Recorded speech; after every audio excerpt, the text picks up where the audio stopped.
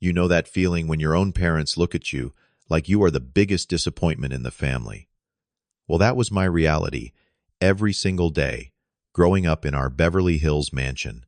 While other kids worried about fitting in at school, I was dealing with something much worse. My own flesh and blood thought I was wasting my life because I preferred coding over cocktail parties.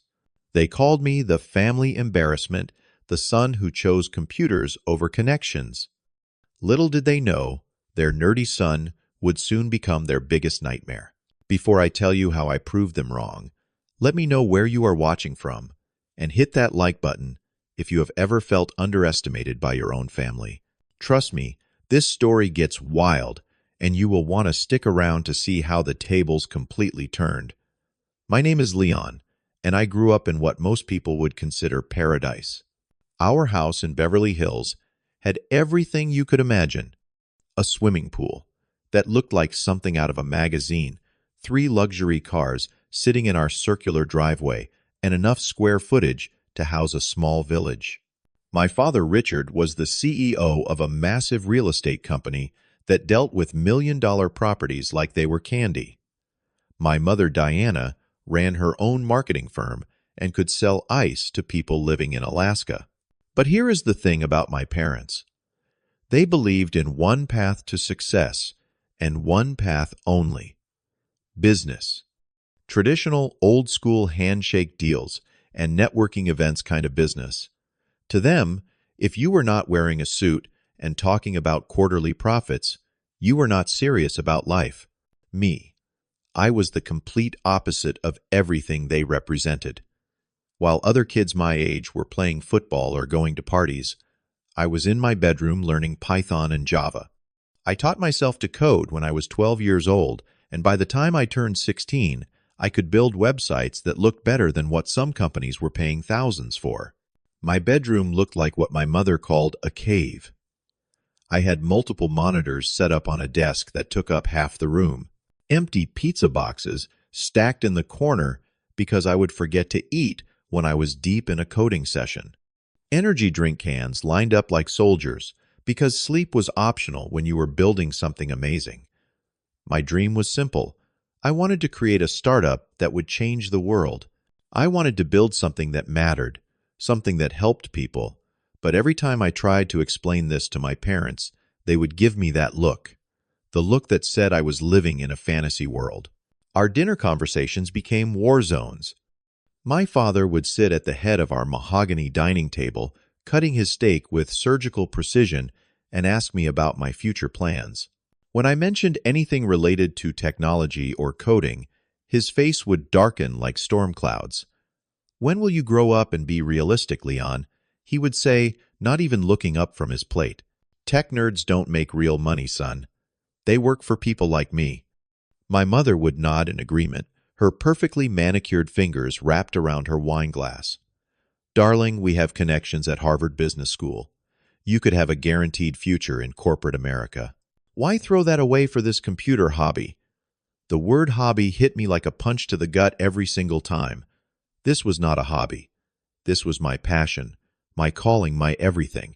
But they could not see past their own narrow definition of success. Things escalated when I turned 22. My parents had been pressuring me to apply to business schools, but secretly, I had been applying to coding boot camps instead. I thought I could hide it from them, keep working on my skills, while figuring out how to make them understand. That plan fell apart on a Tuesday evening in March. I was in my room deep in a coding session, working on something that would later change everything. My parents stormed in without knocking, which they never did unless they were furious about something. "Leon Michael Thompson," my mother said, using my full name like I was still 5 years old. "We know what you have been doing behind our backs." My father held up printouts of my boot camp applications.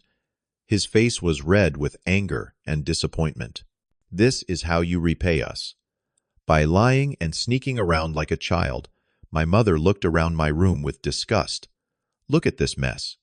This is not how successful people live. Your room smells like failure and false hope. You are 22 years old and still playing with computers like a child," my father shouted. When are you going to wake up and join the real world? That night, I realized something that would haunt me for months.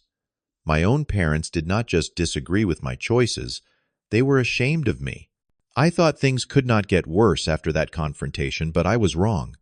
Dead wrong. My parents decided that if gentle persuasion was not working, they needed to bring in reinforcements.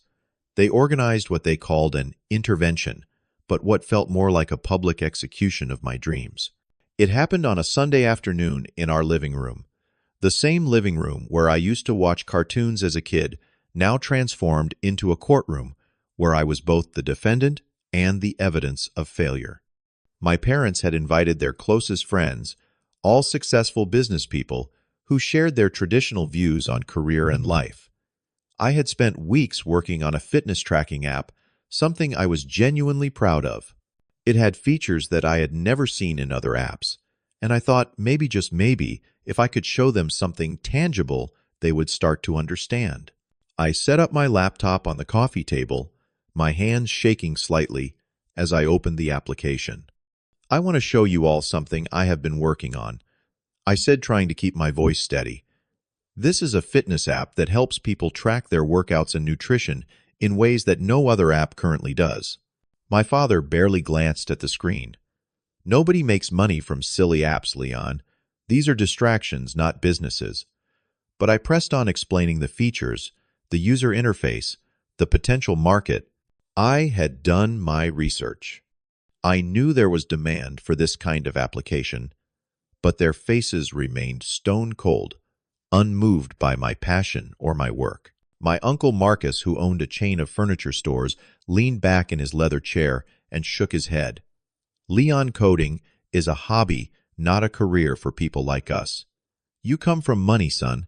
You have opportunities that 99% of people would kill for. Do not throw that away chasing fantasies." Mrs.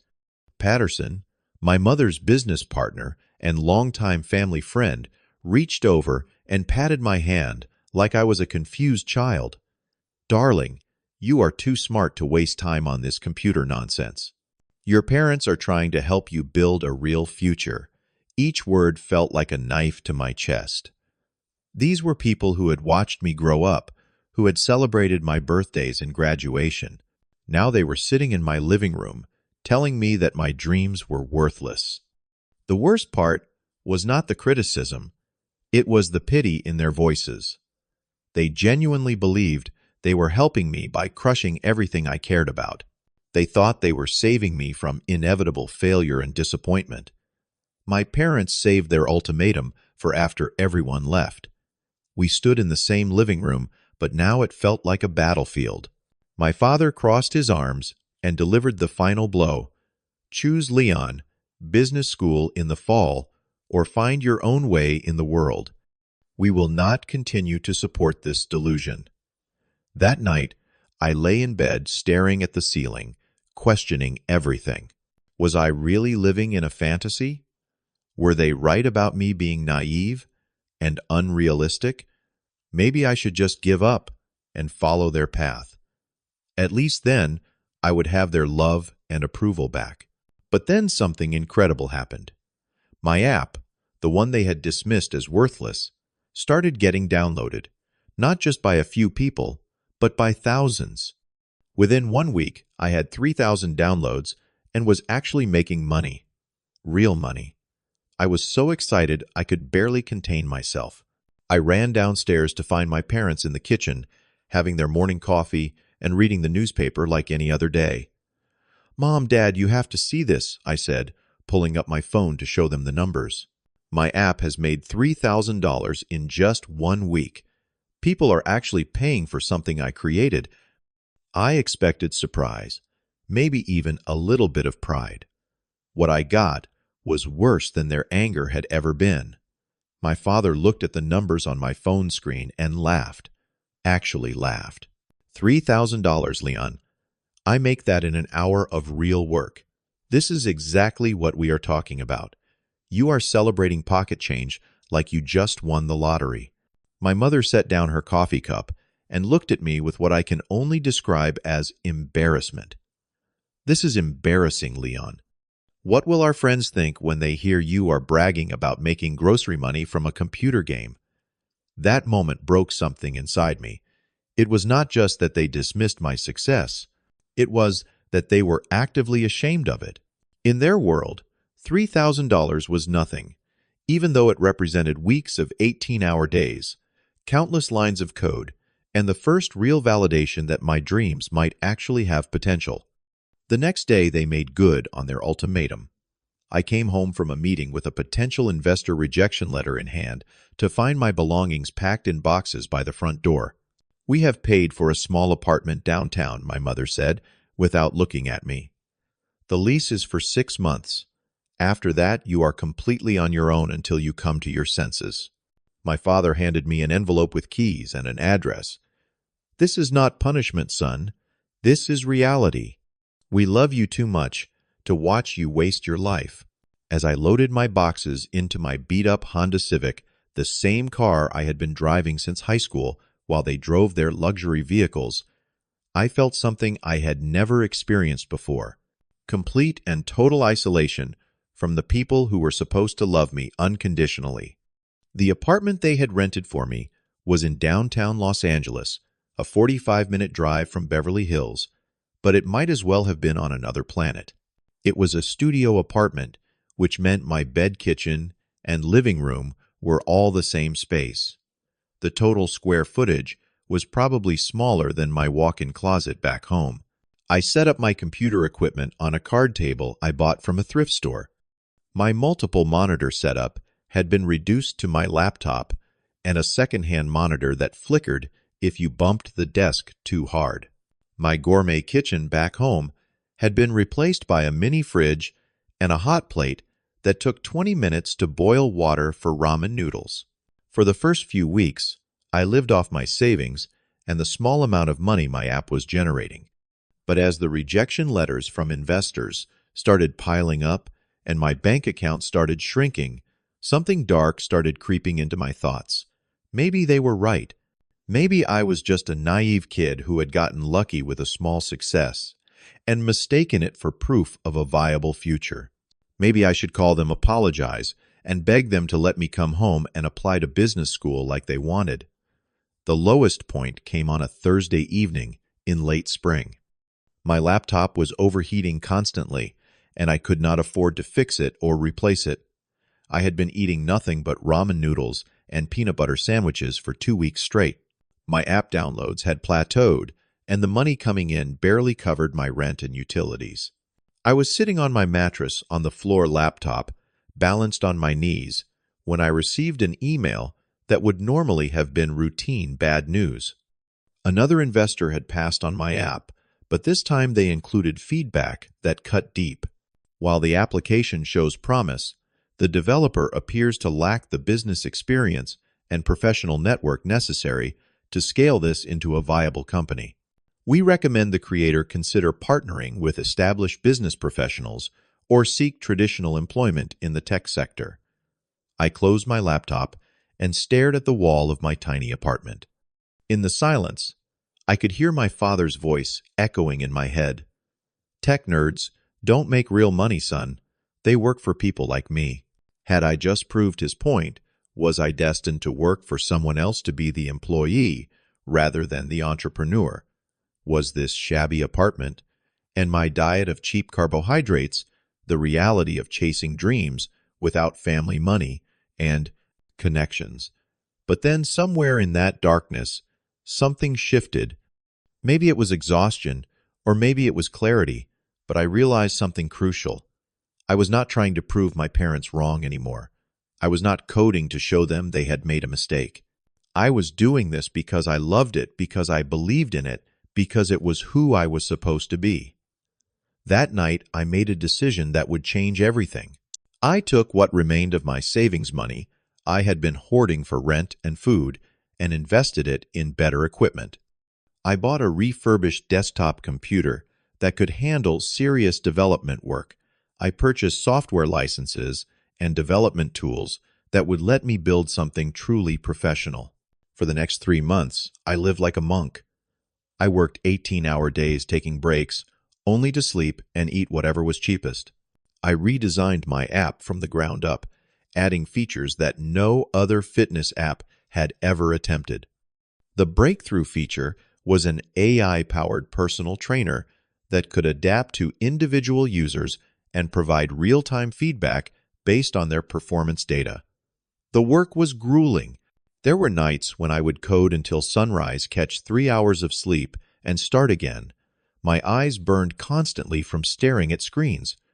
My back ached from hunching over my desk for hours at a time.